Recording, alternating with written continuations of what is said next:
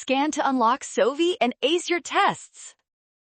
To implement the Step Tracker class, maintain 4 pieces of information: the minimum number of steps required for a day to be active, the total number of steps recorded, the number of days recorded, and the number of active days. The constructor stores the active day threshold and initializes the counts to 0. Each call to add daily steps adds the given number of steps to the running total, increases the number of recorded days by 1, and increases the number of active days if the step count is at least the threshold. The active days method simply returns the number of active days. The average steps method returns the average number of steps per day as a double.